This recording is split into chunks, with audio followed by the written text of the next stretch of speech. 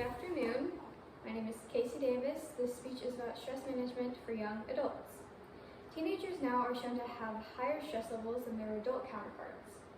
As both a high schooler and a college student, I also experience large amounts of stress on a daily basis.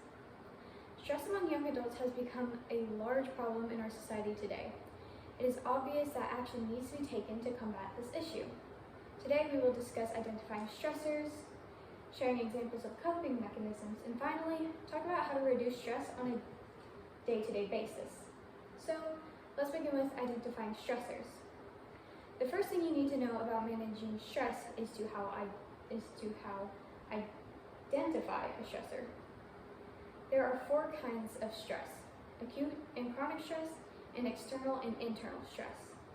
As MayoClinic.org puts it, recognizing a problem is the first step towards solving it. By beginning to identify and understand the sources of your stress, you have taken the first step in learning to better manage it. End quote. So first, acute and chronic stress. Acute stress is the reaction to immediate stressors. This can be anything from getting pulled over to even giving a speech. Chronic stress is drawn out and persistent. This stress stays around for a longer range of time and can even lead to health problems. Then you have external and internal stress. External stress is something that happens to you. This can be from common things such as school, work, and even simply social environments. Internal stress is something that is self-induced. This can be things such as irrational fears and even stressful personal behaviors. Now that we have talked about identifying your stressors, let's talk about how to cope with them and coping mechanisms. Now it's time for the managing part. Of course, managing entails how to cope with stress. According to the NCIP government website, coping is defined as the thoughts and behaviors mobilized to manage the internal and external stressful situations, end quote. There are 3 main coping styles. There is task-oriented, emotion-oriented, and avoidance-oriented. Task-oriented means that you are trying to solve the problem.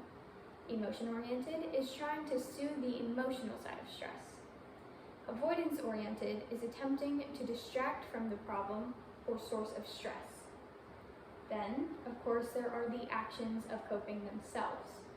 To deal with the actual stress, you can try to lower the pressure you even have on yourself. Also, as a young adult, it would be especially a good idea to reach out and ask others for help as well.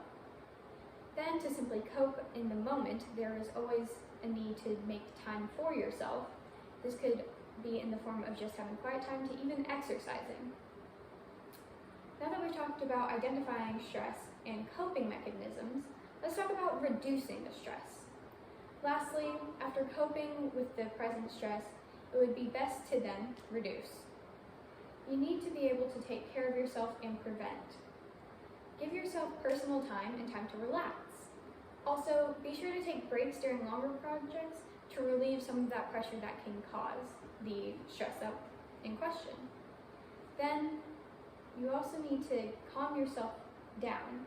This entails not putting the initial pressure on yourself. Don't spread yourself too thin. Let yourself have room to breathe and not taking on more than you can mentally and physically deal with. Then you can form a sort of list of your liking. Then you will be able to set priorities and know what is most important to then not become overwhelmed. As we've seen, stress in young adults has become a large problem in our society. It is still obvious that more action needs to be taken to combat this.